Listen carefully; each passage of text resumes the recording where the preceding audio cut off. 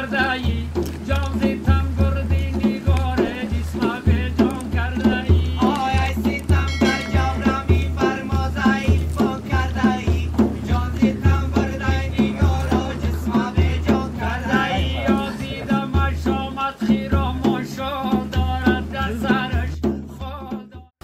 با نام یاد خدا، بیننده های عزیز و گرامی تلویزیون شرق گلوبال اچ سلام. اینجا شهر فیض آباد ولایت بدخشان است.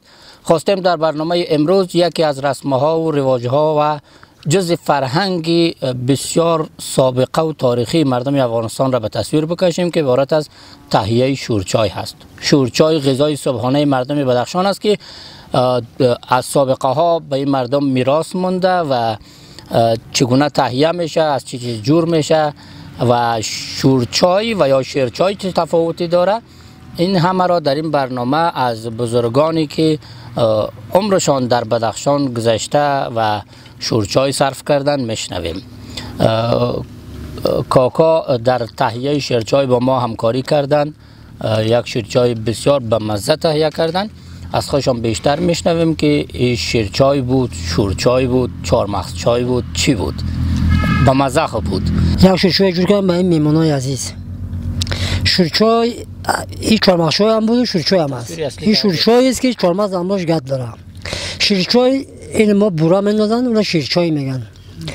این شیرین چای میشه. این شورچای است. شورچایی که ما شیر مخلوط میگیریم، قچارمغز، چهارمغز در چایش قطق میکنیم میشه شورچای. این شورچای بعد از اون میاریم میشه جان میکنیم. این شورچای بود. شورچای بود. خوش. شیرچای این رقم که شیر با همراه آب میجوشیم، برا را میندازیم و میجوشه و شیرچای میشه. در بعض جاها شیرینچای هم میگن. شیرینچای میگن بله. تاریخچه پیدایش شورچای یاد میتین؟ نه ما یاد نمیتونیم. سال زمانهای قدیم مونده است که بابا کلانای ما مونده است نمیفهمیم سوید افغانستان. ما یاد نمیتونم بیا. خب در این مورد بگین که گفته میشه در بدخشان هر چیزی غذای خوبی را که صرف شود بخورده شود. تا که یک شورچای نخوریم مدعی مثلا میکنه اون بخش ما. یا چیزی لازم که در یک میمون که بیاریم ما میمون اگه نوازی کنیم تمام چیزی را پخته کنیم تا که یک شورچای ندیم پیش ما خفه میره. تا که یک شورچای ما را نخوره. مجبور ما با یک شورچای جور میکنیم، شورچای میخوره، هم صاحب خانه خوش میشه میمون. خب همین شورچای یا شیرچای بدخشانی در کدام ولسوالی ها هست؟ معمولا شاید در کل بدخشان باشه. اما تهیه شورچای یا شیرچای در دیگه جاها تفاوت دارد نسبت به هر ولسوالی؟ داره بله سبا. مثلا چه چیزی اضافه میشه، کم میشه؟ خود اوجا یا با قیماقای زیاد دارن، در شورچای مسکن میندازن، در علاقه و بالا.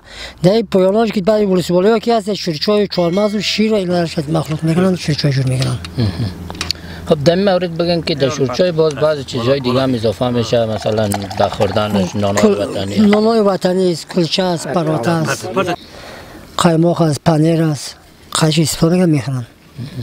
در این مورد خب بعضی چیزها در بدخشان خاص است، کلچه سفیدک یا حلوا فصل داره یا که این تو به ما قصه کرده. اما وقت اینا هستیم. اما وقتی پراتاش هم هست، کلچه هم هست، یک میراثی است که کلچه در خونه که بری کلچه در بدخشان کلچه هم داره، پراتا هم تیار داره. میمون که آمدن چای و کلچه و پراتاش با همراه شورچایش به پیش میمون میرسونه. بسیار خوب. شیرچای چقدر باز چای سبز استفاده میکنیم؟ در شیرچای چای سیاه استفاده میکنیم. شیر تقریبا 1 کیلو نیم کیلو شیر لو باشه، چهارمغز هم 1 کیلو یا نیم کیلو چهارمغز با اون مخلوط میکنیم. نمک با همراهش گند میکنیم، نمک بسیار کم. نمک کم گند میکنیم به خاطر که معلوم فشار زیاد پیدا کرده، نمک کمتر میکنیم که معلوم فشارش بالا نره. اینا همش یک جای مخلوط میکنیم، شیرچای جور میکنیم. معلوم میشه. در موردی که چه میگن ظرفی که پیشتان است، در مورد بگین. این یک ظرفی است که این میس جور میشه. این میس است. این میس به نام چایجوش یاد میشه. چایجوش بدخشی، این بدخشان هم نشانیش این چایجوش است.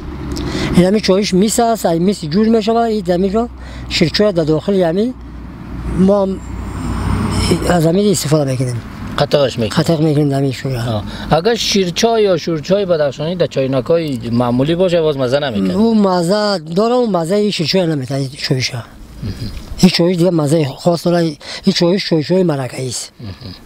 خب در مورد بگین که ما در وقت خوردن دیدیم شما چایجوش شور میدادین.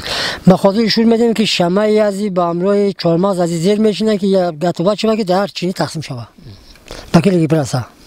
یعنی آخرش خوب شد. آخرش خوب شد بله. بسیار تشکر. چقدر وقت شده در ساحه بدخشان زندگی میکنین؟ تقریبا زندگی خیلی ما بگم 60 سال 65 باشه او پیش دیگه با وکلای ما 120 زیاد شده جو ما اشتایی. شورچای هست همراه. هم شورچای قدیمی هستیم. این چایجوشم چایجوشای بدخشان. چایجوش بدخشان است بله. خب گفته میشم شورچای از مرز بدخشان و طرف نیست. ای مرز بدخشان طرفای خارج نمیفهم که نیست طرفای خیلی افغانستان بدخشان و تخار و قندوز کم کم رواج شده و کابل هم نیست. دیگه دولت‌های بدخشان است. یعنی کسایی هستن که حتما که از بدخشان هستیم. هیچ چویی که از طرف کابل و تمام جایی که میاد چوی در بدخشان مصرف میشه خاطر هم شیرچویی است. باز در مورد نقص فایدهش میفهمین فایده میکنه نقص داره چیه؟ نقص فایدهش دیگه ما همه خشم میفهمیم که همین معده را کلان میکنه و دیگه پیدا میکنه. اشتیار صاف میکنه دیگه. همه فایده داره دیگه فایده داره. خیر باشه.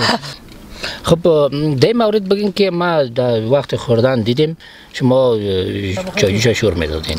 به خاطر شور میدیم که شمعی ازی با همراه چهارمغز ازی زیر میشینه که یا گتوبت شود که در چینی تقسیم شود. بکیلی برسه. 60 سال 65 باشه او پیش دیگه با وکلای ما 120 زیاد شده جو ما اشتایی. شورچای هست همراه. هم شورچای قدیمی هستیم. ای مرز بدخشان طرفای خارج نمیفهم که نیست طرفای خیلی افغانستان بدخشان و تخار و قندوز کم کم رواج شده و کابل هم نیست. دیگه دولت‌های بدخشان است. هیچ چویی که از طرف کابل و تمام جایی که میاد چوی در بدخشان مصرف میشه خاطر هم شیرچویی است. استفاده دیگه ما همه خشم میفهمیم که همین معده را کلان میکنه و دیگه پیدا میکنه. اشتیار صاف میکنه دیگه. همه فایده داره دیگه فایده داره. خیر باشه. بیننده های عزیز و گرامی تلویزیون شرق گلوبال HD این بود داشته های برنامه امروز که در مورد یکی از رسم ها و رواج های قدیمی ولایت بدخشان تهیه شد که عبارت از شورچای بدخشانی است. تا برنامه های بعدی که از رسم رواج ها و فرهنگ بومی و گذشته مردم بدخشان برنامه تهیه میکنیم حضورتان تقدیم میکنیم. الله حافظ و نگهدار. یک تشکری از مردم سمتی که اینجا سهم گرفتن با ما در به تصویر کشیدن یکی از فرهنگ های مردم بدخشان. سلامت و بخیر باشید. د شرق تلویزیون ټول خبرونه په یوټیوب چینل کې زموږ یوټیوب چینل در سره سبسکرایب کړئ ترڅو تازه او په زړه پورې خبرونه وګورئ.